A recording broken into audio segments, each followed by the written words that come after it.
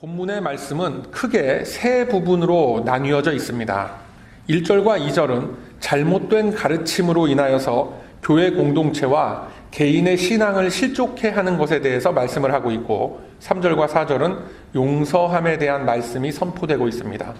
그리고 5절에서부터 10절까지의 말씀 보면 순종하는 믿음에 대한 그러한 말씀이 선포되어지고 있습니다.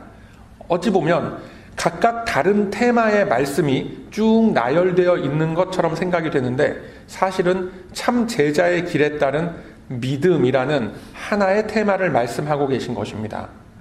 성경은 여러 대목에 걸쳐서 성도의 신앙을 가로막는 행위들, 연약한 지체들의 관점에서 봤을 때 본이 되지 못하고 덕이 되지 못하는 여러 가지 행위들에 대해서 그 피해와 위중함에 대해서 아주 깊이 다루고 있습니다.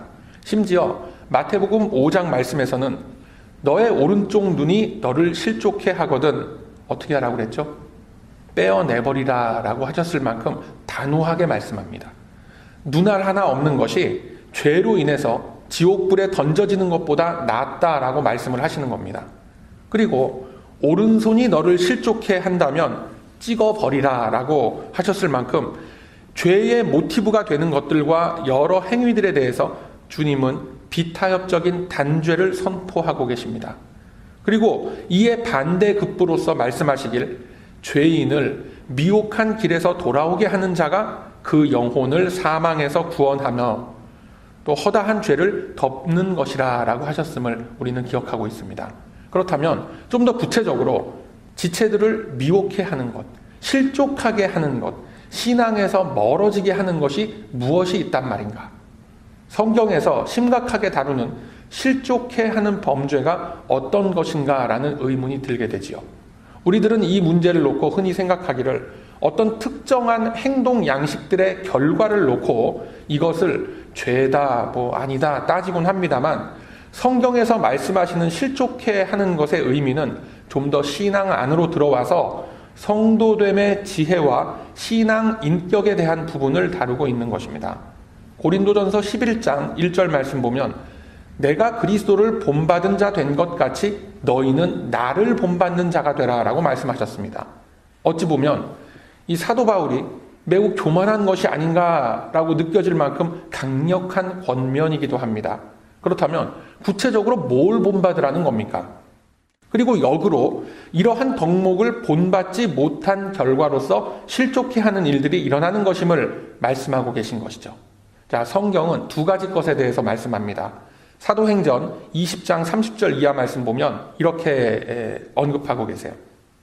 너희 중에서도, 즉 교회 공동체 안에서도 제자들을 끌어 자기를 쫓게 하려고 어그러진 말을 하는 사람들이 일어날 텐데, 그것으로 인하여 너희가 꼭 정신을 차리고 내가 3년이나 밤낮 쉬지 않고 눈물로 각 사람을 훈계하던 것을 기억하라 라고 말씀하고 있습니다. 그리고 그 다음 구절에 이어지는 말씀 보면 여러분을 주님과 그의 말씀에 부탁하노니 부르심을 받은 여러분이 말씀으로 인하여 든든히 세워지고 거룩함을 입을 것입니다 라고 말씀합니다. 즉 하나님의 말씀으로서 공동체의 가족들을 가르치고 권면하고 눈물로써 기도하던 나의 모범을 따라서 신앙의 길에서 비껴나지 말라라는 당부의 말씀인 것입니다. 이 말씀은 에베소 교회에서의 사역을 마치고 그곳의 장로들과 헤어지는 그 부둣가에서 나누던 말씀입니다. 아주 신앙적이고 영적인 측면의 말씀이죠.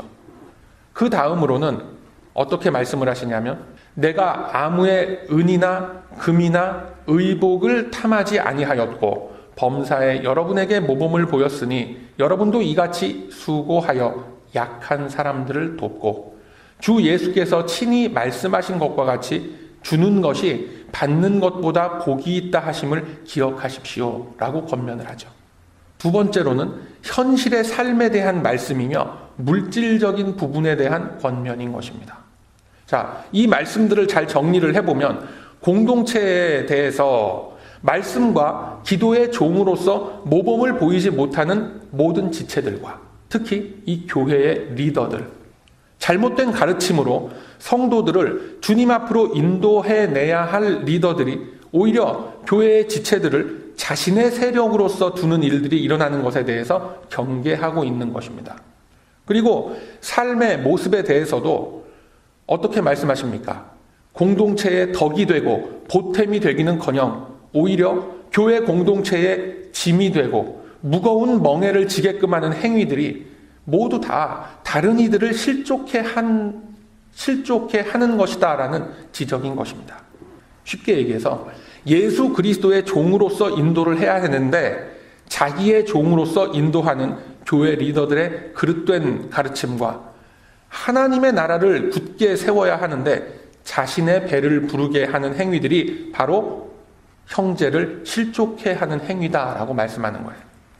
주님은 말씀하시길 이러한 종들, 이러한 리더들은 연자맷돌을 목에 매달아서 바다에 빠뜨리는 것이 낫다라고 하셨습니다. 사람 몸뚱아리보다 더 큰 그 돌덩이를 메고 바다에 빠뜨린다라는 것은 다른 형편을 봐주거나 인정사정 볼 것 없이 그냥 죽여버리겠다라는 것입니다. 이처럼 무시무시한 말씀으로 경고를 하시는 이유는 그만큼 이러한 죄악이 그리스도의 몸된 교회에 끼쳐지는 피해가 심각하기 때문에 그렇습니다. 본문 1절에서 예수님도 말씀하시기를 실족해 하는 이러한 일들이 없을 수는 없다라고 인정을 하셨습니다. 어느 시대에나 부패하고 타락한 인간 군상들이 모여서 교회를 이루고 있기 때문에 이처럼 실족해 하는 일들이 일어나는 것을 100% 막을 수는 없습니다. 그러나 이러한 일이 일어난다면 그 동기를 유발한 자에게는 화가 임할 것이다 라고 하셨음을 꼭 기억하시길 바랍니다. 중세교회의 부패와 그 타락은 차지하고라도 우리 주변에서도 물질의 문제로 인해서 신앙의 양심을 저버리는 일들은 수도 없이 일어납니다. 믿지 않는 이 세상 사람들은 아예 말할 것도 없고 성도들의 삶 속에서도 돈을 많이 버는 일이다라고 하면 그것이 무슨 일이 되었던 간에 뭘 의미하는 일인지도 따지지도 않고 덥석 덤벼들어서 매달리는 일들이 수도 없이 일어납니다. 먹고 살기 위해서 어쩔 수 없다라는 절박한 문제를 내놓고 있기는 하지만 우리들이 좀 더 깊이 생각해 볼 필요가 있는 그런 모습들인 것입니다. 자기 혼자 죄를 범하는 것은 뭐 좀 그렇다 치더라도 그것에 의해서 다른 지체들까지 영향력을 받게끔 함으로써 실족해 한다면 그것은 본문의 말씀과 같이 연자맷돌을 달아서 바다에 빠뜨려 버리겠다라는 그 말씀의 직접적인 영향력으로 들어가게 되는 것입니다.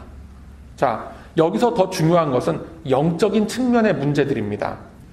사도 바울이 에베소 교회의 장로들을 모아놓고 권면을 한 것과 같이 공동체 안에 이리떼와 같은 존재가 들어와서 양떼를 아끼지 아니하고 자기를 따르게 하려는 자들이 생겨날 것이다 라고 말씀합니다. 이 문제에 대해서 바울뿐만 아니라 베드로 사도 또한 엄중히 경고를 합니다. 어떻게 말씀하시냐면 너희 중에도 거짓 선지자, 거짓 선생들이 있을 텐데 그들은 멸망케 할 이단을 가만히 끌어들여 자기들을 속죄하신 주를 부인하고 임박한 멸망을 스스로 취하는 자들이라 이렇게 말씀합니다. 자, 여기에 보면 이단이라는 표현이 등장을 합니다. 이단이라는 것은 한문으로 달을 이자, 꼬리단자를 씁니다. 복음의 가르침과 거의 다 비슷한데 마지막에 가서 뭔가가 살짝 다른 것을 그걸 보고 이단이라고 하는 거예요. 이단이 우리들이 이단입니다 라고 하는 그런 법은 절대 없습니다. 항상 자신이 정통이라고 하는데 그 시간을 두고 지켜보면 결국은 혹세무민으로 끝나는 경우가 일반입니다. 근래에 한국교회를 뒤흔들었던 이 신천지 같은 선명한 이단은 아예 말할 것도 없습니다. 여기서 예수님이 주목하시는 문제는 확실히 이단으로 구별되는 부류들 말고 기존 교회 안에서 일어나는 잘못된 가르침이다라는 데에 그 초점이 있는 겁니다. 구체적으로 무엇이 잘못된 가르침인가 라는 질문으로 우리가 몰아서 들어가면 사실은 대부분의 성도님들이 구체적인 대답을 잘 하질 못합니다. 아니, 교회에 모여서 나누는 이야기들과 가르침들이 되게 거의 다 성경적인 근거를 가지고 열심히 전도하자, 열심히 선교하자, 예수님을 닮아가는 삶을 살아가자, 뭐 이런 이야기들을 나누는데, 아니 도대체 뭐가 잘못됐다는 말이냐, 그런 생각 들죠. 아니 왜 항상 삐딱한 시각으로서 그렇게 교회를 비판하려고만 하느냐라는 그런 불편한 마음마저 우리가 갖게 되는 것이 사실입니다.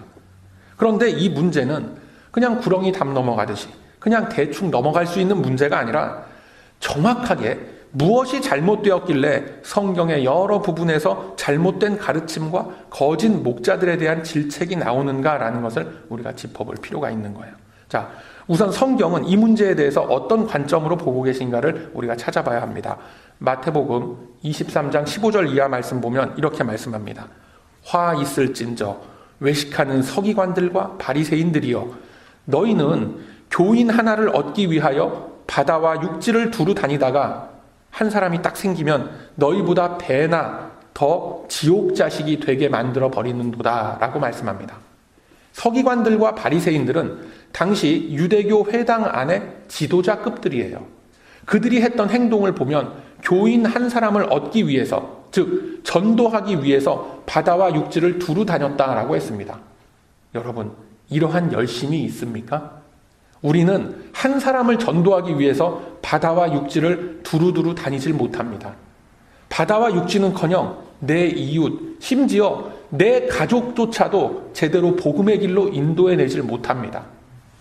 다 그만두고 내 자신조차도 믿음의 확신이 빈약하고 하나님을 믿고 따르는 마음속의 심지가 너무나 연약한 것이 그게 우리들의 솔직한 현실입니다.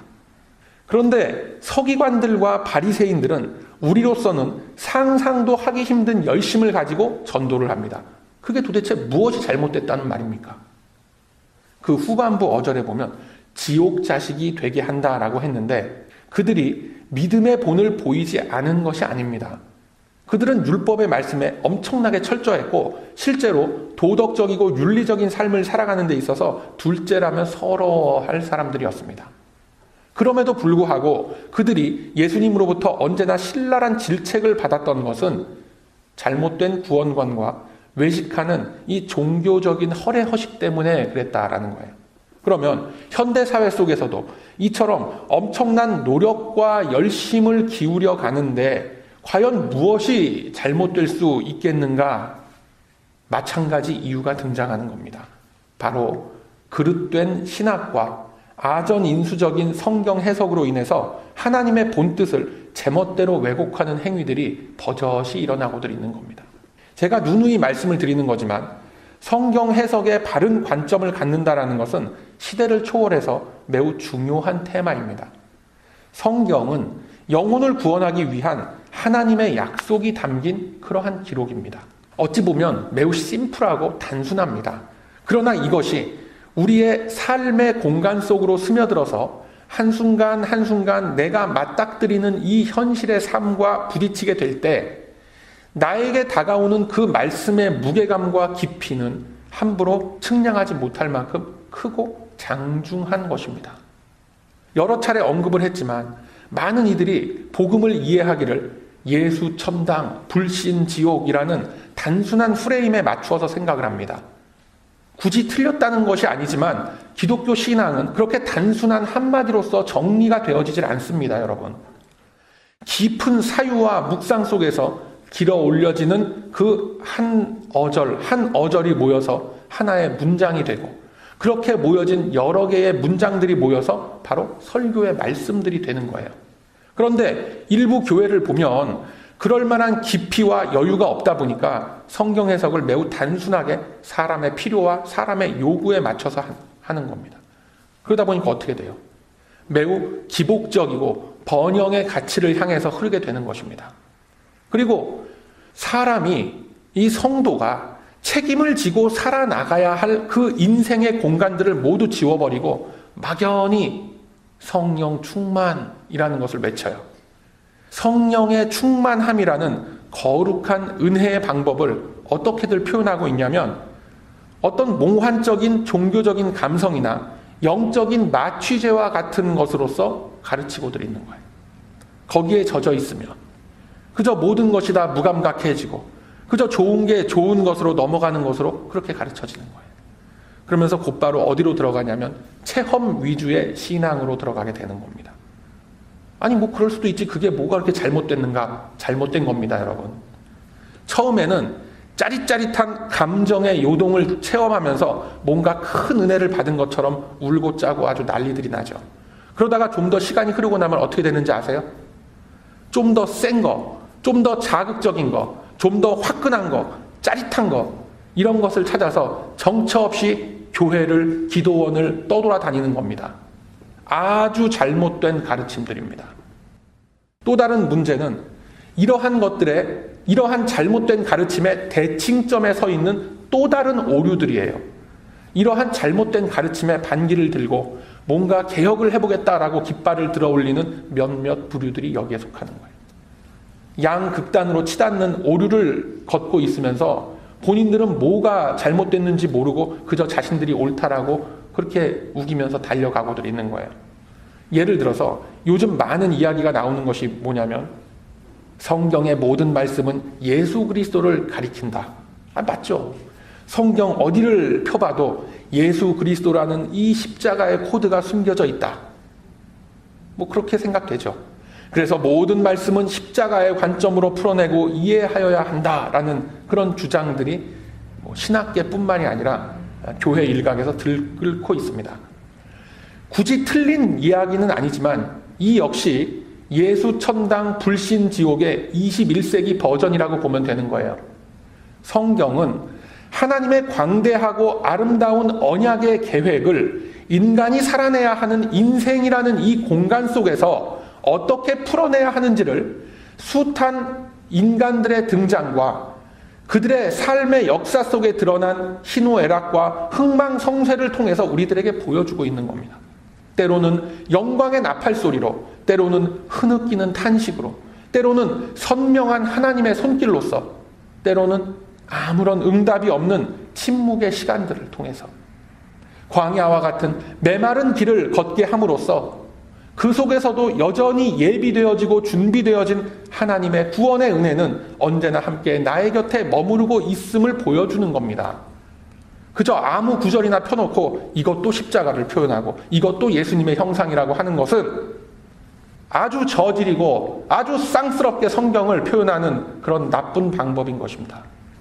제가 몇 주 전에 선한 사마리아인의 비유를 풀어내면서 저급한 알레고리적인 해석을 경계해야 한다라고 말씀을 드렸는데, 요즘도 이 같은 일들은 우리들 교회와 우리들의 주변에서 버젓이 일어나고 있습니다.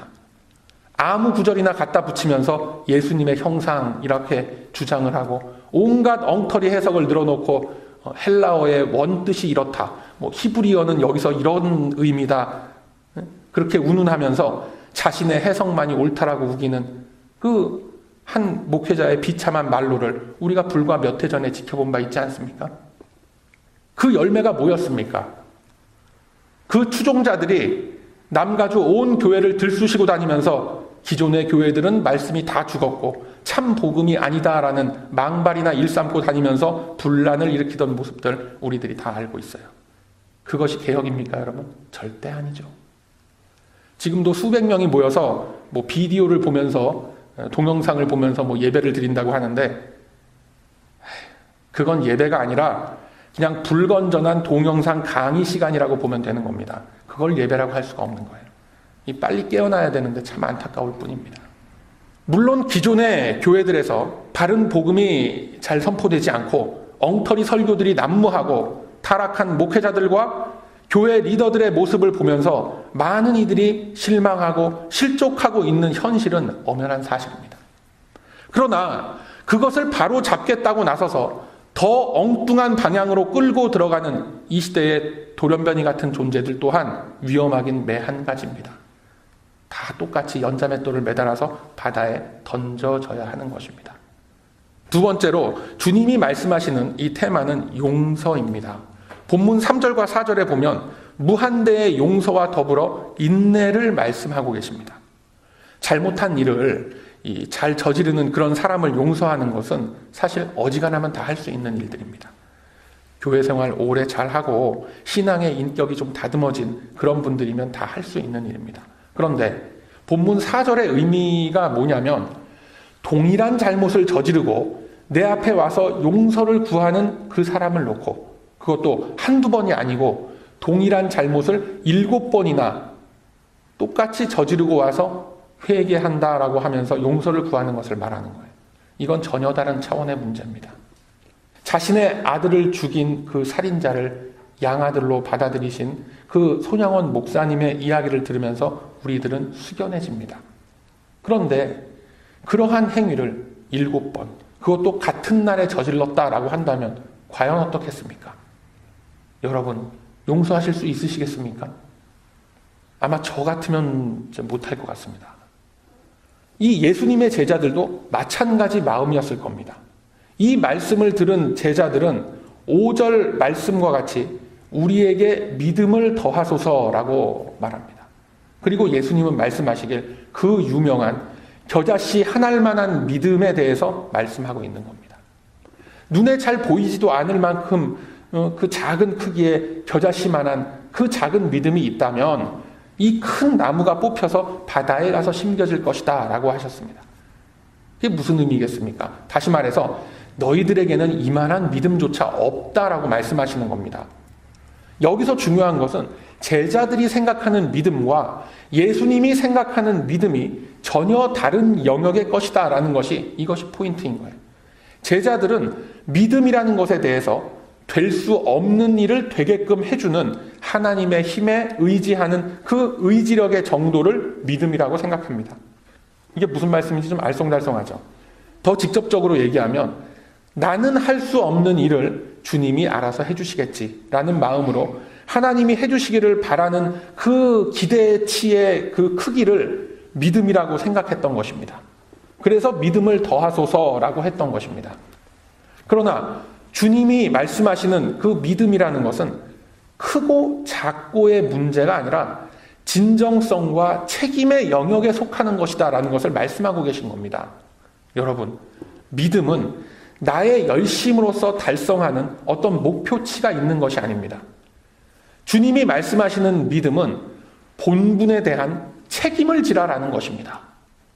자신에게 주어진 그 책임 앞에 얼마만큼 가까이 다가설 수 있는 용기와 성실함이 있는가의 문제인 것입니다.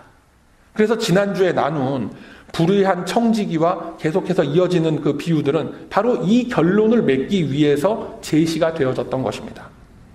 여러분, 신앙의 결실은 책임을 지는 것에서부터 맺어지게 되는 겁니다. 제자들이 왜 믿음을 더 달라고 했겠습니까? 자기들의 힘으로는 하기가 싫은 겁니다. 자신들이 할 수 없는 일이라고 생각하니까 하나님의 개입이 필요한 겁니다. 하나님의 능력이 임하는 것을 자신들에게 나타내서 보여지게 해달라라는 것이죠. 즉, 하나님이 결국 하시는 일을 마치 내가 한 것처럼 보이게 해달라는 겁니다. 아주 참 야비한 일이죠. 그래서 예수님은 말씀하시길 너희들에게는 이 겨자씨만한 믿음도 없다라고 책망을 하고 계신 것입니다. 자신 스스로가 각자가 주어진 그 인생 속에서 하나씩 짊어지고 책임을 져야 할 일들에 대해서 쉽지가 않죠, 사실. 괴롭고 힘들고 답답하니까 그냥 다 놔버리는 겁니다. 그리고 하는 게 뭐냐면 하나님, 주님께 맡겨드립니다. 나는 할 수 없지만 주님은 하실 수 있으니 주께서 알아서 다 해주시고 잘 되면 나의 믿음으로 잘 좀 포장해 주소서라는 겁니다.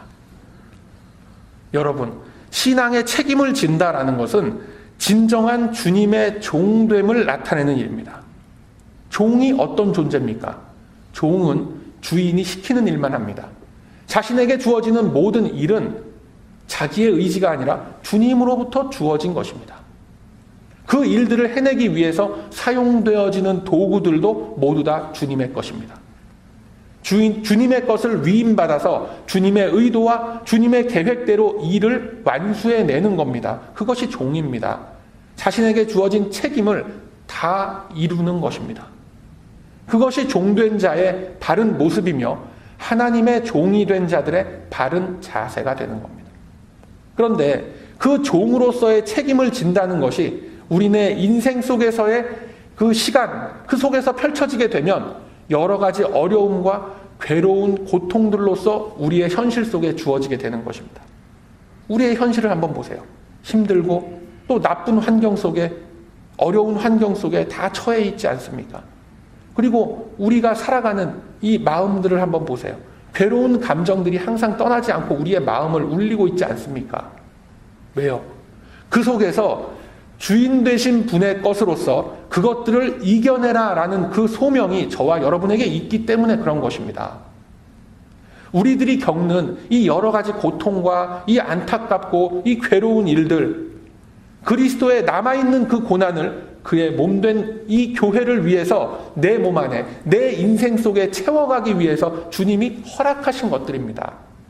여러분, 그러한 것들을 극복해 나아가는 것, 결국은 하나님께서 이루어 주시지만 나의 책임감 없이 결코 저절로 이루어지지 않습니다. 이 사실을 성경은 이렇게 증거하고 계십니다. 베드로 후서 1장 3절에서 4절 말씀 보면 이렇게 말씀하십니다. 그의 신기한 능력으로 생명과 경건에 속한 모든 것을 우리에게 주셨으니, 그러니까 주님의 것을, 주인의 것을 우리에게 다 주셨다라는 거죠. 이는 자기의 영광과 덕으로서 우리를 부르신 자를 알므로 말미암음이라 라고 말씀합니다. 그리고 이어서 말씀하시길, 그 보배롭고 지극히 큰 약속을 우리에게 주사 이 약속으로 말미암아 너희로 정욕을 인하여 세상에서 썩어질 것을 피하고 신의 성품에 참여하는 자가 되게 하려 하셨으니 라고 하셨습니다. 이 말씀 꼭 기억하시길 바랍니다. 종의 길에 세워졌다라는 것은 다른 말로 신의 성품에 참여하는 자로 부르심을 입었다라는 것입니다. 종의 길을 걷는다라고 하면 많은 성도님들이 흔히 생각하기를 어떤 목회자나 직분자의 자리에 세워지는 것을 의미한다라고 생각들 합니다. 그러나 그리스도 제자됨의 길에 세워진 모든 자들은 바로 종으로서 부르심을 입은 것이요, 그리스도의 성품에 참여한 자로 부르심을 받은 겁니다. 그리스도의 성품에 참여할 때에 비로소 주께서 나타내시고자 하시는 이 귀한 일들 앞에 쓰임받을 수 있음을 여러분 꼭 믿으시길 바랍니다. 주님 앞에 나와 기도를 올리면서 주가 가지신 그 신적 능력으로서 나를 대신해서 이 고난들을 다 없애주소서라고 그렇게 기도하는 것만큼 어리석은 기도가 없는 거예요. 그 누구도 나의 책임을 대신 짊어져 줄 존재는 이 현실 속에 아무도 존재하지 않습니다. 내가 그리스도의 성품에 참여하여 나의 영혼이 강건해질 때 나를 가로막고 있던 그 큰 장애물과 그 큰 걸림돌들은 어느새 내 발밑에 채이는 조그마한 돌멩이가 되어 있을 것입니다. 사랑하는 우리 베다니 가족 여러분, 하나님은 광대하십니다. 우리들은 그 안에 속해 있는 자들입니다. 크신 우리 하나님의 시선 위에 나의 관점을 함께 올려놓으시길 바랍니다. 그 변화된 눈으로 우리의 주변을 한번 둘러보시길 바랍니다. 나의 찌질하고 이 연약한 마음 한번 위로받겠다고 그 지체들 앞에서 나를 내세우고 주님의 자리 앞에 내가 나서려고 했던 것들, 내가 책임을 지고 짊어지고 나아가야 할 일들을 그냥 하나님의 초월성 앞에 던져버렸던 그런 무책임한 종의 모습들, 이제는 모두 버리시길 바랍니다. 능력 있어 보이고 믿음 있어 보이는 언행으로 나를 포장하기에 앞서서 그 행위들을 할 수 있는 그 본질을 먼저 갖추는 우리 모두가 되길 소망합니다. 오늘 주님은 이 말씀을 통해서 신의 성품에 참여한 바 되는 겸손한 종의 길을 우리들에게 보여주고 계십니다. 종으로서 부름받은 모든 책임을 다했지만 그 자신을 가리켜서 뭐라고 합니까? 무익한 종입니다 라고 낮추는 모습을 보여주고 계시지요. 이 모습은 실제로 육신을 입으시고 이 땅에 오셔서 당신께서 하셔야 했던 모든 일들을 다 이루시고 십자가를 지신 우리의 구세주 예수 그리스도를 비추어 내고 있는 것입니다.